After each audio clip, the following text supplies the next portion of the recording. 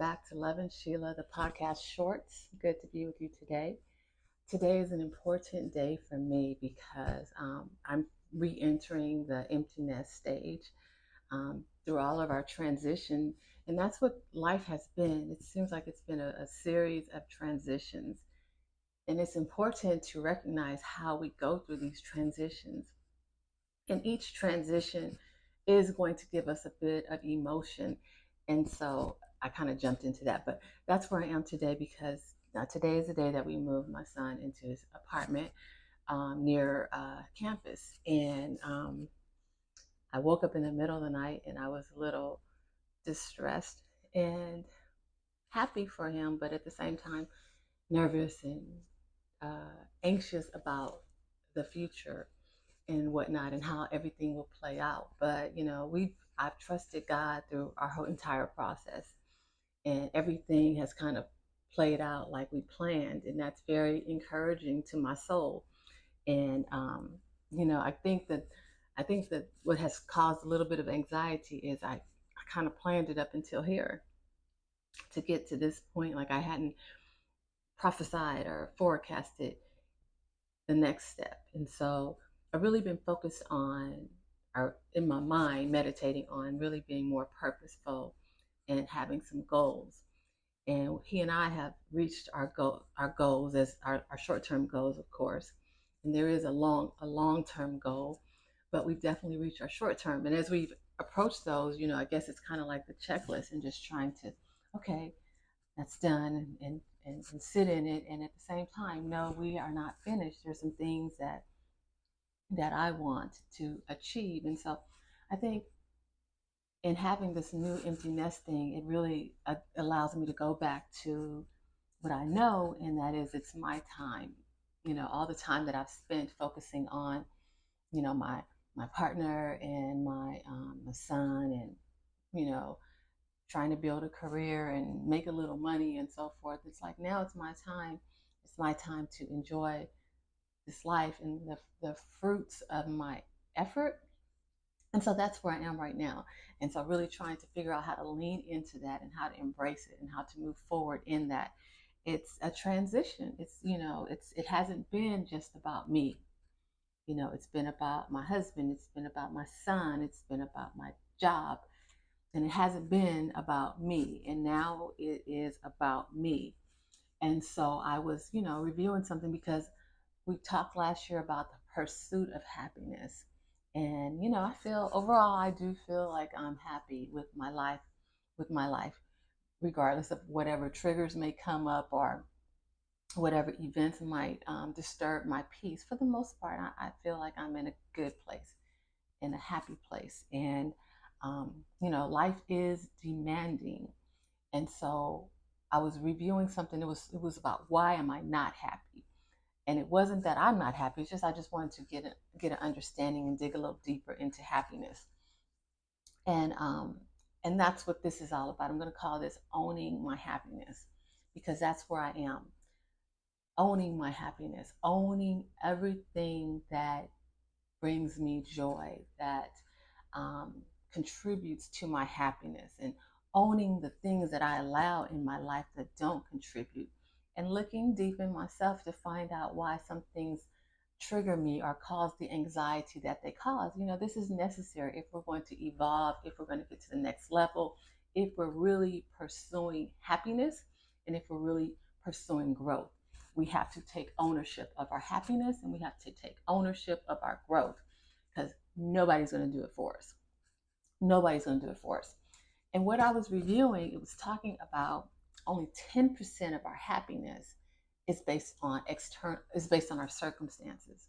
And oftentimes, and I'm certainly guilty of this, my happiness has often been based on my current circumstance. What's going on right now? Am I angry? Am I disappointed? And I would allow that to really like pull me down into this rabbit hole of despair. And so now I'm trying to make sure, and this is an ongoing process. I'm really trying to work at that to make sure that one little incident doesn't change my entire outlook on life. It doesn't affect my peace.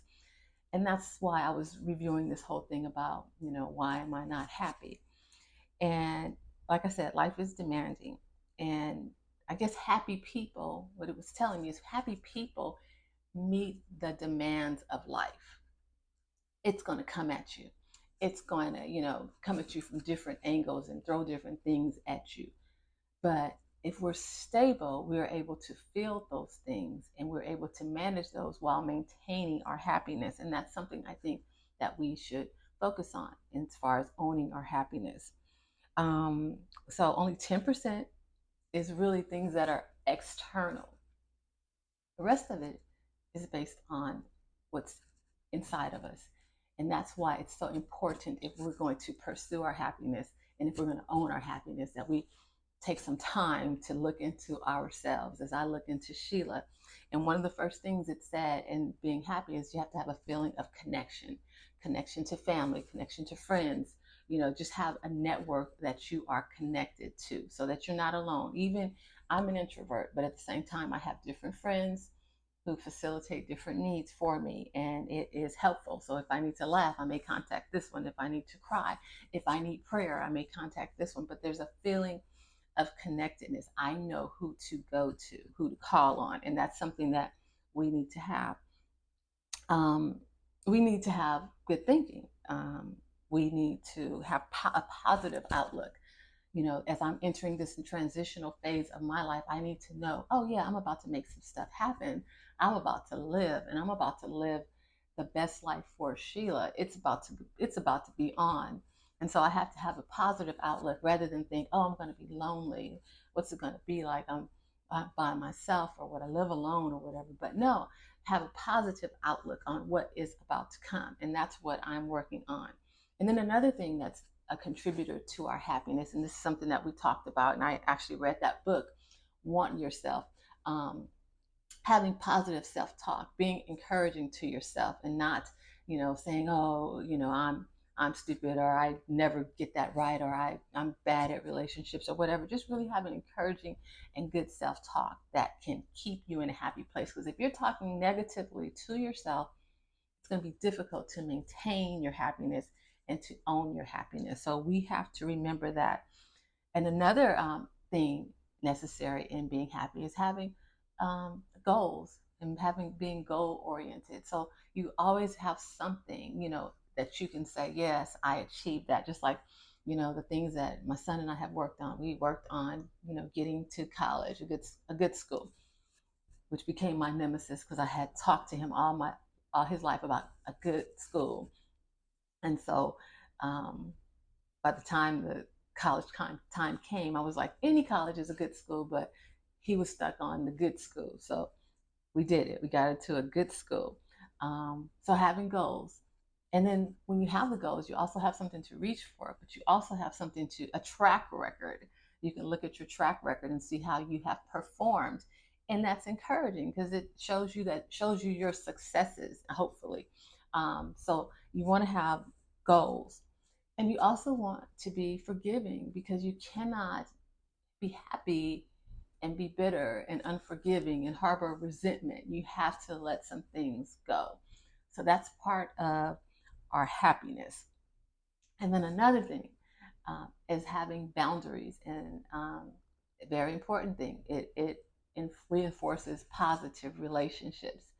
And so that's something that I talk about all the time, because that is something that I've struggled with. We must have boundaries. We have to draw some lines, and we need to be clear. And these are all things that over the course of our podcast that we've talked about, we've discussed. And so now we're trying to put them all together, because we don't want to have ups and downs.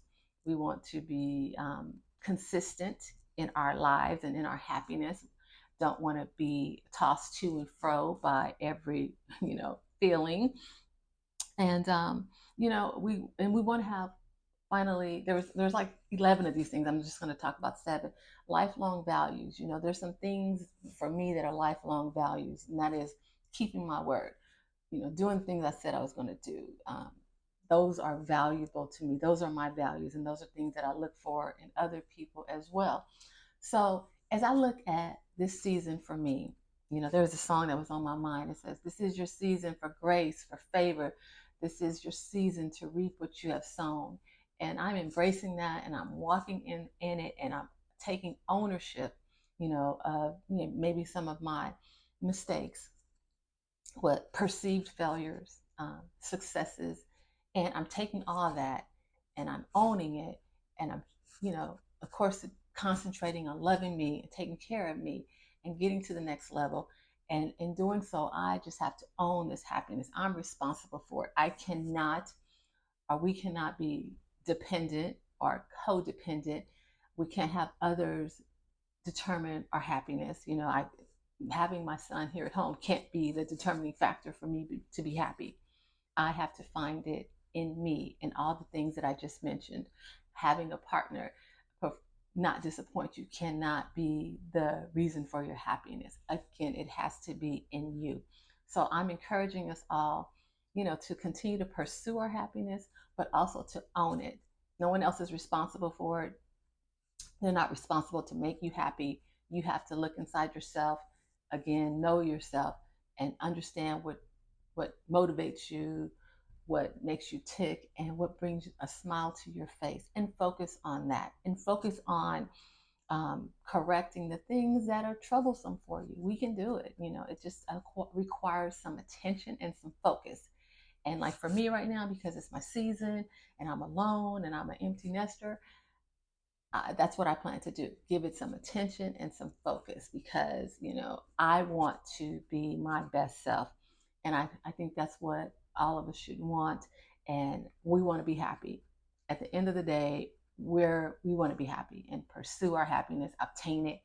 And just like I said, own it, guys. We can do it. Let's be motivated and encouraged.